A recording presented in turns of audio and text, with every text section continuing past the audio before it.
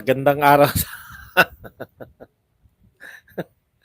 Pasensya na kayo, nakalimutan ko na may naghihintay pala. Kala ko hindi ko pa po napindot. Magandang araw sa atin lahat mga kababayan, saan man panig kayo ng daigdig naron. Dito na naman tayo sa another episode ng ating vlogs, Badong Aratelis po. Pag-uusapan natin ngayon, ito po, no, 12 billion, 12 billion inserted to Chacha, no? Sa COMELEC budget po. Yan po ang pahayag nito ni Congressman Edsel Lagman. Ayan. Tapos po pag-usapan din po natin ito po, no, parang may panlilin lang dito sa mga report, no. Yung pinagmamalaki pong report nitong BBM administration, nagugulat po tayo, no. Kaya magmula ngayon bubusisiin na natin lahat. Kasi sa totoo lang po, ang dami po nilang biglang nagawa, no? Farm to Market Road, 51%, na free na barangay, drug-free na barangay, no? May trend po, tapos pati po yung pagbabayad ng utang, no? Meron pong tendency itong pagre-report ng, ewan natin kung, alam niyo po, si Pangulong Duterte po, pasensya na, kung makukumpara namin, talagang kakumpa-kumpara eh. No? Nagtataka po kami talaga. For wala pa pong 2 years, nalagpasan nyo na halos sa report. Kung paano, kulang na lang yung yung mga infrastructure eh. Kasi wala talaga tayong nakitang pinagawa nila eh. Pag nag-report po na mas marami pa sila infrastructure kaysa kay Pangulong Duterte, putya, ayawan na po yan. Yan po ang paglilingkod natin, susuriin po natin ng konti yan. Ha? Lahat po ng mga report nila. At saka ito po, 12 billion. Totohanan na po to, no? Totohanan na po itong Drive for Chacha. Yan po ang pag-uusapan natin, pero bago yan, kung bago ka pa lang dito sa ating channel, mag-subscribe ka na. Dahil ito lang ang tayong channel na may kinikilingan, may pinapanigan, una sa balita, huli sa impormasyon, kaya ano pang hinihintay nyo? Pindot na. Okay, pag-usapan natin, no? Unahin na po muna natin tong mga paraan nila ng pagre-report. Araw-araw po meron silang pinagmamalaki na report. Kung tayo po, no, grabe, no? Sana po yung nire-report nyo yung makatotohanan. Bakit po kinakailangan nyo pong lakihan sa aktual na nagawa ninyo? Halimbawa po, una yung sa utang, pagbabayad ng utang. Grabe po yan, di ba? Meron pang termino na 95% nabayaran na ng Pangulong Marcos yung utang. Panlilito po yun eh. Yung 95% po na binayaran na utang, alam niyo yun, pag halimbawa po, siguro kayo marami sa inyo nakikinig, mga empleyado, di ba? Pag kayo nag-loan, meron pong nakatakdang nakatakdang babayaran. Halimbawa, amortization, no? O kung ano man ang tawag. Halimbawa po, ang hulog po ninyo sa loan nyo 3,500 per month. Yun lang po yung binabayaran ni Pangulong Marcos. Hindi po lahat ng utang ng Pilipinas. No? Yung pong bayad po ng utang. Yung nakatakda lang pong bayaran natin ngayong taon na ito. Yun po yung 95% na nabayaran. Pinagmalaki po. Para nga naman mukhang makatotohanan, 95%. Pero hindi po lahat ng utang ng Pilipinas binayaran. At saka ang katakataka po, yun yung sinasabi natin, lahat po ng presidente nagbabayad po ng utang. Hindi po yan proyekto ni Pangulong Marcos. No? Nasundan po yan. Ito po, binalita po nila na 20,000 barangays drug-free na. Yung Pangulong Duterte, maniniwala tayo na drug-free yung mga barangay, no? Yung 24,000. 'Di po ba? Kasi kitang-kita natin, talaga natakot yung mga adiksyonist, eh. O pagpalagay na natin 27,000. Akala mo 'pag nag-report sila, may sundot pa yung mga supporter, eh. 27,000 barangay na yung na-free sa mahigit 40,000 barangay, 'no? 27,000 barangay na yung na-free. Puwede naman palang maging drug-free yung barangay ng wala ng laban. Atake kaagad, eh. Pero 'pag tinignan mo po yung data sa 27,000 na yun, 24,000 po dun yung naging drug-free nung panahon ni Pangulong Duterte. Yun po yun, mina-manipulate po nila. Ngayon na naman etong farm to market road. Ang laki po, pinagmamalaki nila. Yung target natin hanggang 2028, 51% naabot na. 51%, wala pang 2 taon. Mahigit kalahati ng target naabot na. Aba, ang galing naman ng Pangulo na to. No?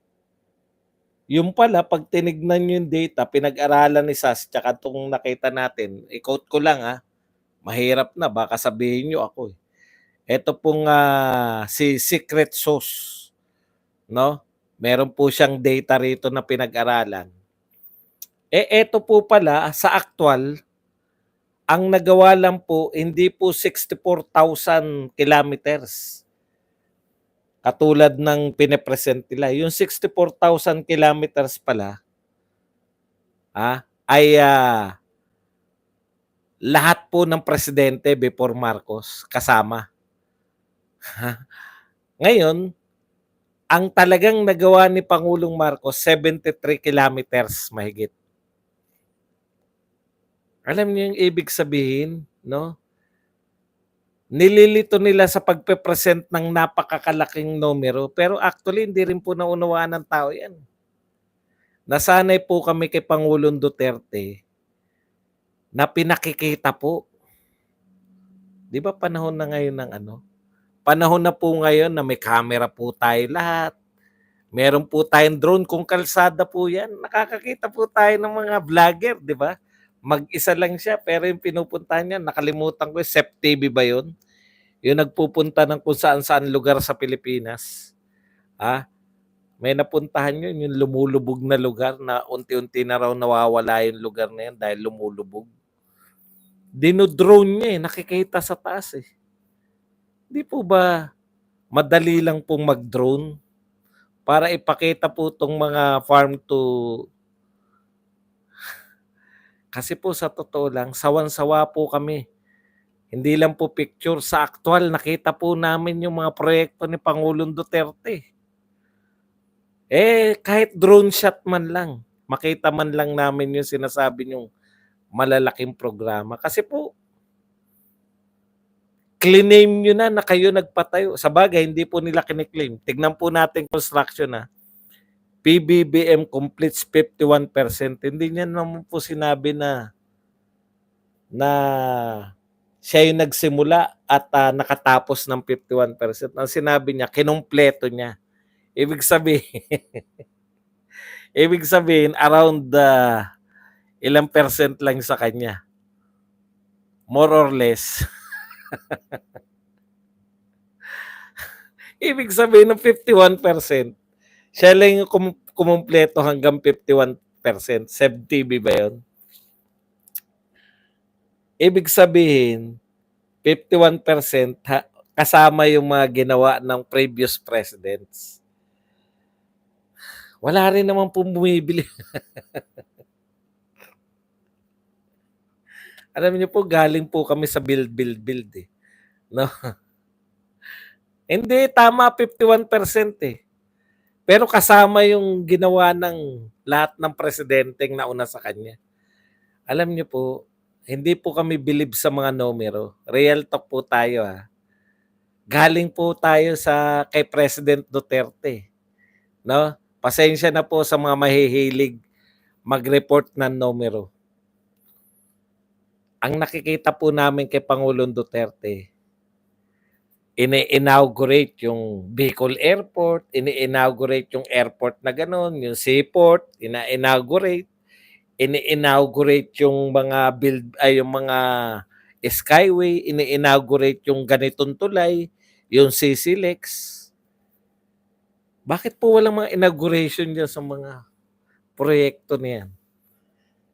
Huwag niyo po kaming pagmalakihan ng numero. Galing po tayo sa build, build, build eh. No? Hindi po kami masisilaw sa mga numero. Real talk po. Naranasan po namin yung mga massive, as in massive na napakalalaking proyekto. Pag hindi nyo po kayang tapatan yung mga ganyang kalalaking proyekto, wag na kayong mangantyaw. Problema sa mga vlogger o sa mga, ano ba tawag dito sa mga nakatambay sa Twitter? Supporter na lang. Problema sa mga Marcos supporter, nangangantyaw pa kayo. Sasabihin, mag-iinit na naman yung mga DDS shit, mag-iinit na naman yung mga kakampuro. Dahil dito sa balita na to. Bakit naman kami mag-iinit? Yung presidente namin noon, massive, pinakamalalaking mga proyekto. Hindi nyo ba naintindihan yung build, build, build? Pangalan na pangalan pala, ang lalaki na. Ano na nga po pala nangyari sa build, build more? Build better more. Di po ba,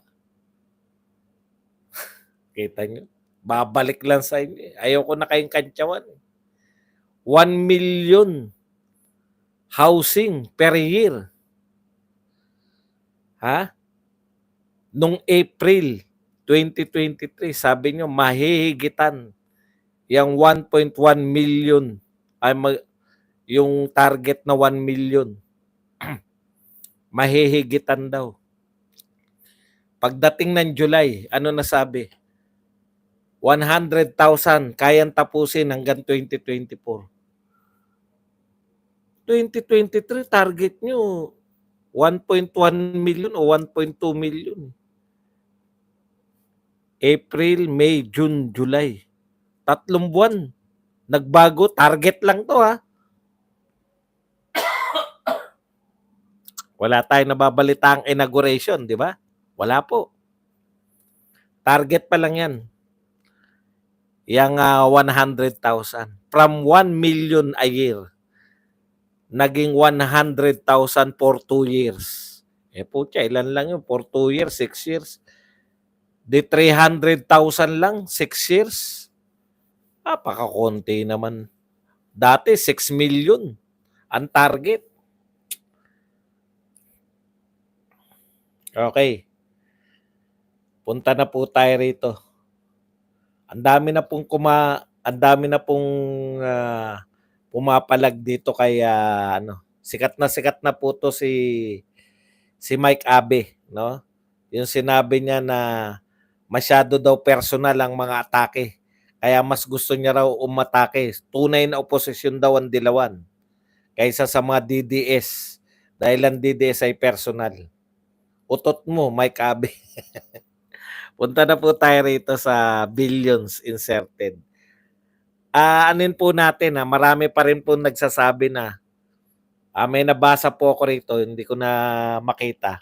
Mga Marcos supporters din po. Asan ang patunay nyo? Nakilala nyo yung nagpopondo dyan sa Chacha. Puta, sila pa rin naghahanap ng patunayan daw natin na may nagpopondo sa Chacha. Alam nyo, hindi na namin kinakailangan patunayan kung sino. Kinakailangan ba mastermind pa alam namin? Ito ang sasabihin ko sa inyo. Ayon din kay Lagman, nung tinanggalan nila ng confidential fund si Sara Duterte. Ano sabi ni Lagman?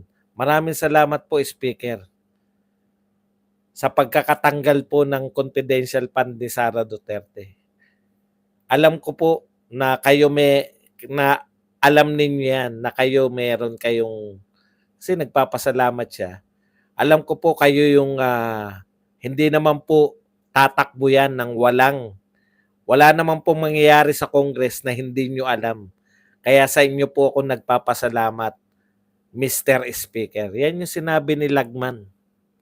Kinakailangan pa ba nating maghanap ng mastermind? Hindi po ba very obvious? Huwag nyo na rin pong hanapin kung sino sinasabi ni Paulo Duterte na peking Panginoon.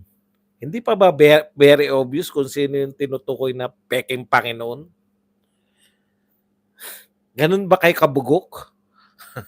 Para dapat pinapangalanan. BP Sara nga, hindi niya naman pinangalanan si Tambaluslos. Natukoy natin lahat eh. Eto, peking Panginoon. Hindi nyo matukoy kung sino na nangungubra ng 30%. Imposible naman. Ganun ba kay kabugok? Hindi naman kayo ganun kabugok. Okay. Ayon po kay Lagman, at ito po ay pinatotohanan po, budget yan. Hindi naman po pwedeng i-deny yan. Ayan, no? Sabi po ni Lagman, yan lang natin ng konti, ha. Ito po ay akusasyon ni Congressman Edsel Lagman. Hindi po natin to akusasyon. Sabi ni Edsel Lagman,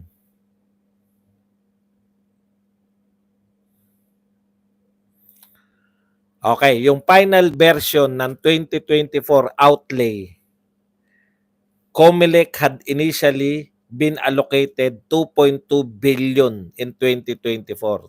Pakinggan nyo po, ha. Ito po ayon kay Lagman. Ang budget ng COMELEC, 2.2 billion sa 2024. Yung inapprove nila sa Congress. Ayan. Para po sa pagkukondak na election, plebiscite, etc. An amount not far from the 2.5 billion it originally requested. So ang original na ni-request ng COMELEC 2.5, ang binigay sa kanila ng appropriation 2.2 billion. Yan po ang budget ng COMELEC originally sa 2024 election. Ayon kay Lagman, no? Sa final 2024 budget, the allocation for the item on plebiscite had ballooned for 14 billion. So nadagdagan po ng 12 billion. Yan po ang sinasabi which deliberates the budget behind closed doors. Ito po ay inserted sa BICAM. No, hindi po dun sa dinideliberate. 'Di ba nakita nyo sila BP Sara na tinatanong-tanong, tapos pagkatapos nun sila na lang nagde-deliberate. Yung hindi po naka-televise, yung BICAM lang, sila lang po, mga congressman at senador lang, bigla pong dinagdagan niya ng 12 billion ayon kay Edsel Lagman. 12 billion. Para saan po yung 12 billion? Ayan. Pero bago yan, pinaliwanag muna, ayan, no? Yung 14 billion na gagamitin po sa budget sa Chacha o sa eleksyon, plebisito, at iba pang eleksyon, kasama na kung magkakaroon ng Chacha, plebiscite. Yung plebiscite po, yung tatanungin kayo, yung yes or no. Pag nakapag-Chacha na po sila, 2024 to, ha? Ngayon po to. Bakit 2024? Bakit mabilisan? Kasi nga po, mag-eleksyon na sa 2025. Kinakailangan mabago na yung konstitusyon. Hindi po ba? Yun eh. Hinahabol po nila. Budget po to sa 2024. Okay, kaya malaki po to. Ngayon, ang sabi ni Lagman, etong 14 billion ay mas malaki pa sa 5 departments ng budget. Mas malaki pa yung budget sa migrant workers. Grabe. Mas priority pa yung eleksyon sa Chacha. Ayon kay Lagman, yung plebisito, kasama na po dyan kung magkakaroon po. Plebisito po yan, ha. Kasama na po dyan yung mga plebisito sa gusto nyo ba maging syudad tong bayan na to. Pero ang laki po nun. Napakalaki po ng 12 billion. Kaya nga po ang sabi rito ni Lagman, kakaiba tong plebisito na to. May malaki to. Okay. Migrant workers, 9.8 billion lang. DAR, Agrarian Reform, 8.1 billion lang. Department of Trade, 8.6 billion lang. Ang laki po. Pati po tourism na nag-aakyat po sa atin ng pera. Mas malaki pa po. 3.4 billion lang yung tourism. Imaginein po ninyo, gagastusin sa eleksyon. 14 billion. Grabe po to. Okay.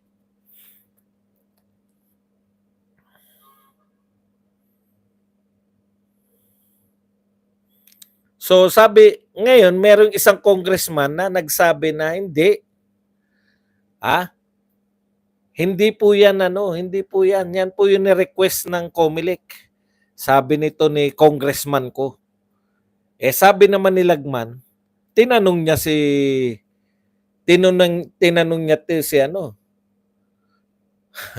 mamaya po mga tanong tanong nyo po yan mamaya. Tandaan nyo nga yung tanong niya, was it for economic?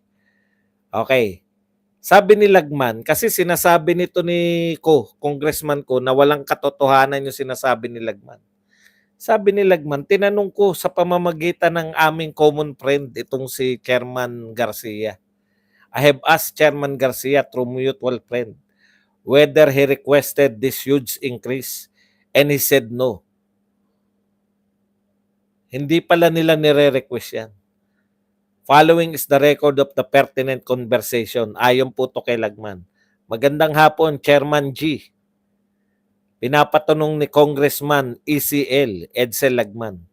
If you or the commission request the 12 billion inserted nung BICAM, tatanungin ka na rin namin ng media. Tatanungin ka rin naman ng media. Nilalaglag niya si Tambi.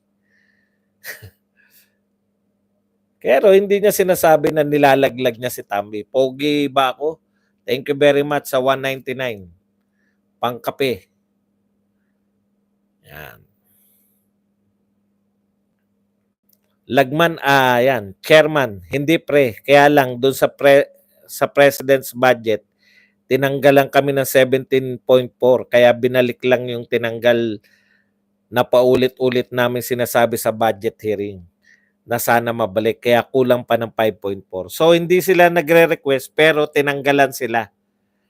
Yun naman pala, Lagman eh. Paano mo papaliwanag yun? May tinanggal pala sa COMELEC, binalik lang naman pala. Sabi ni Lagman ito, this 12 billion insertion was not in response to the COMELEC request to restore its budget, which was reduced in submission of the national expenditure. So hindi to what was given to COMELEC was not requested, but it in the form of additional appropriation for the charter change agenda. So tahasan pong sinasabi ni Lagman na yung 12 billion hindi po to ni-request ng COMELEC, pero ito po ay in-insert ng BICAM para mismo sa charter change. No? Malinaw po 'yan, no? Inaakusahan na po ni Lagman yan, no? Additional appropriation for the charter change agenda. Yung 12 billion na yan. Kaya direkta po silang inaakusahan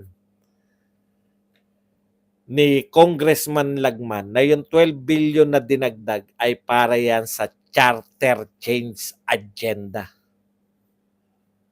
Tindi, no? Talagang malupitan po to. Ngayon, ang tanong po, ito po ang malaking katanungan eh. At ang dami pong sumasagot nito ngayon, no? Bakit tayo magtsatsacha? Gaano natin ka-priority yung tsacha? Ano po ang silbi ng tsacha? Hindi po ba pinagmamalaki ninyo na marami pong pumapasok sa atin na hindi po ba ang sinabi nyo, no? Balikan lang po natin bakit po biyahe ng biyahe ang Pangulo? Para makapag-invite ng foreign investment. Di ba? Sabi niya yan. Bakit po natin prioritize yung unang taon ni Pangulong Marcos o noong 2023? Bakit prioritize yung Maharlika Fund o yung Maharlika Bill o Maharlika Fund Bill? para makatulong sa ekonomiya, makapag-attract ng foreign investment. Ngayon kinakatwiran niyo na naman, may commercial pa, 'di ba? Bakit magtsa-tsa-tsa? Para maka-attract ng foreign investment. Ibig sabihin hindi tagumpay yung pagbabiyahe ni Pangulong Marcos. Kasi nung bumabiyahe si Marcos, biyahe ng biyahe, in fact, dinagdagan po yung budget para sa pagbabiyahe. Ibig sabihin tuloy pa rin po yung pagbabiyahe. Tuloy pa rin yung pagbabiyahe para mag-attract ng foreign investors kahit magtsa-tsa-tsa na tayo. Ano po ba talaga?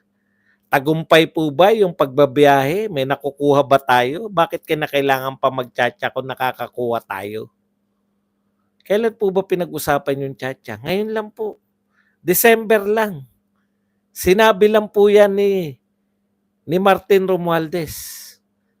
Nung February po, 2023, sabi ni Pangulong Marcos, hindi natin priority magtsa-tsa.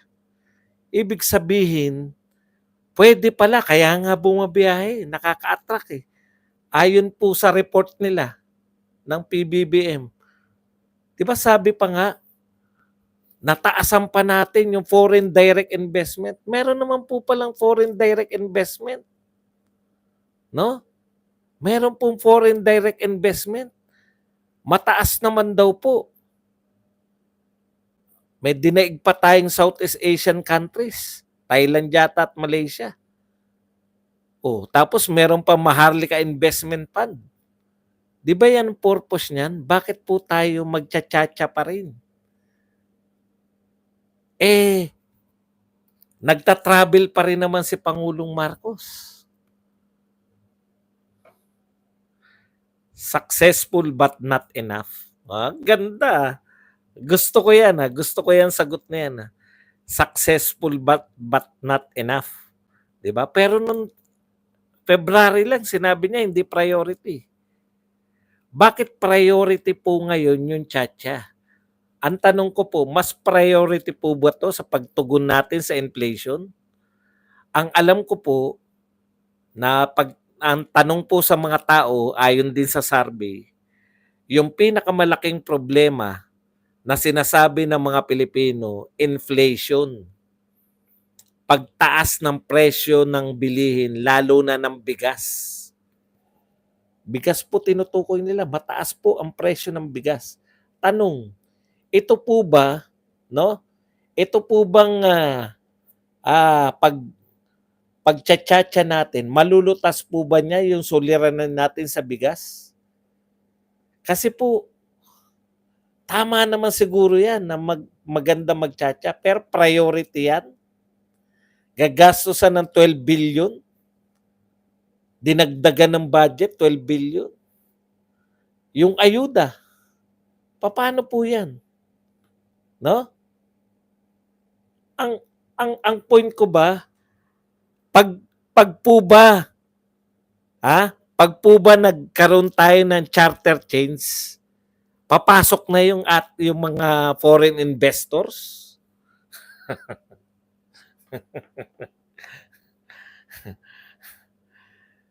Bakit po, ito pa sunod kong tanong, hindi naman tayo nagtsa-tsa nung panahon ni Pangulong Duterte. Bakit mas malaki po? Ito, hindi nila sinasabi to Ako lang magsabi nito, tayo lang. Bakit po mas malaki? Sa ano rin pala, sa Bangko Sentral din pala, sinasabi nila. Bakit po mas malaki yung pumapasok na foreign investment, direct foreign investment, nung panahon ni Duterte, kahit wala naman tsa-tsa noon? Di po ba?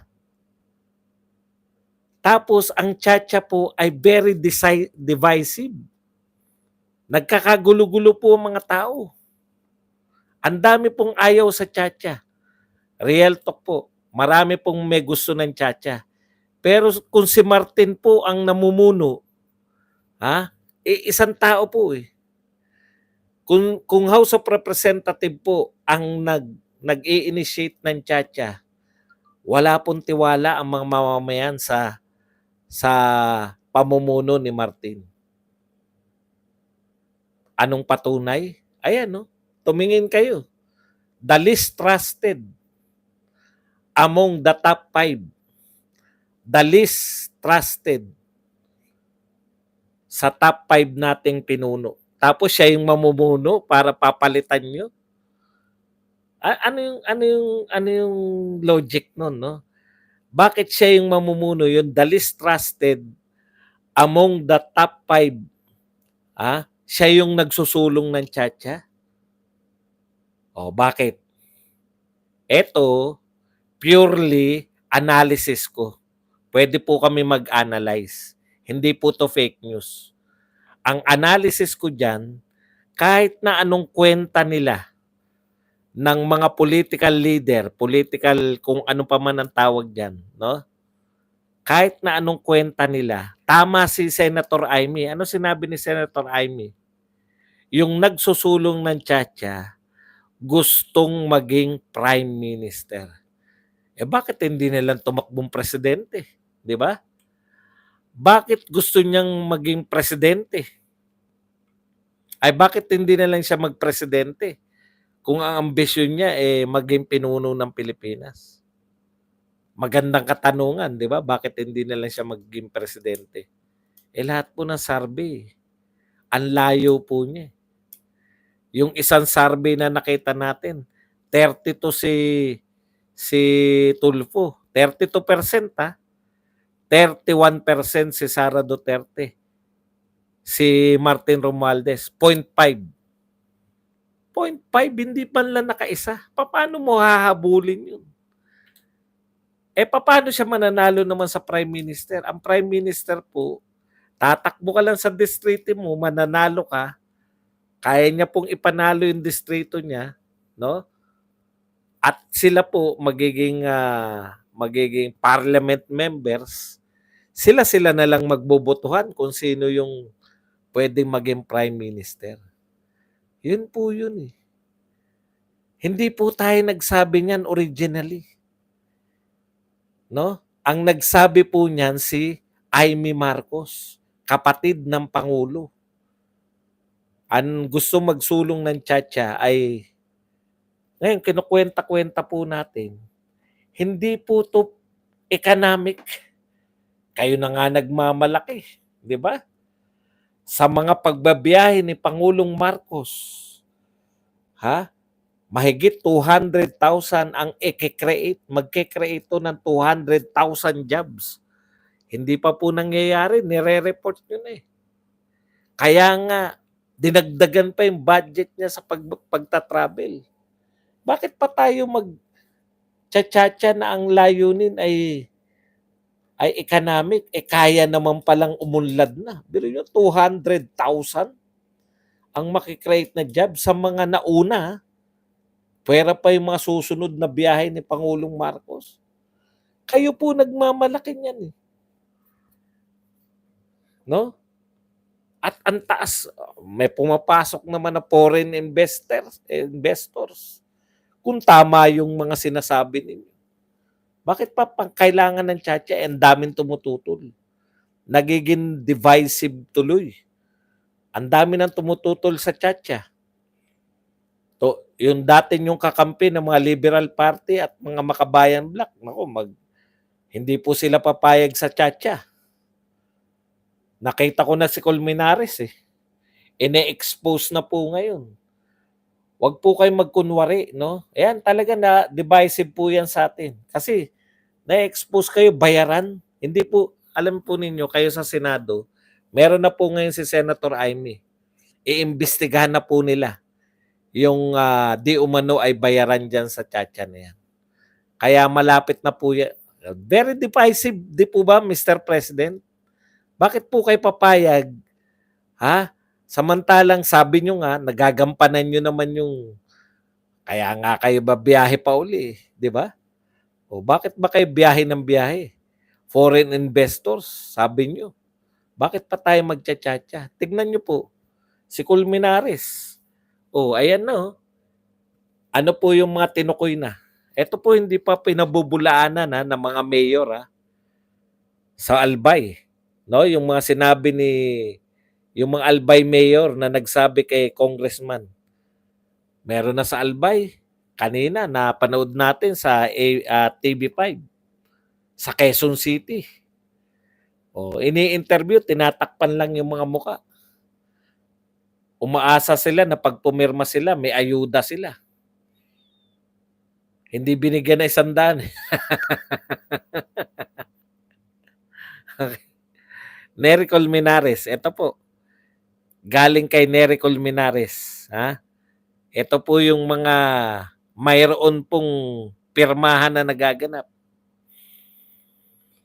Some officials were said to be behind the effort. Again, this is not people's initiative. This is deception and opportunism of our urban poor communities.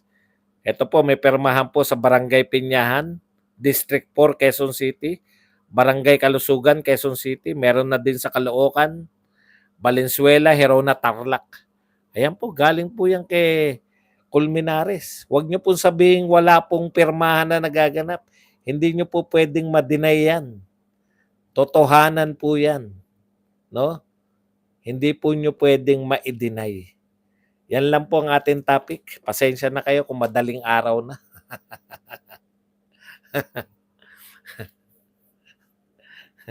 Alam niyo po, wag po kayo asa ng asa sa Supreme Court. Ang Supreme Court po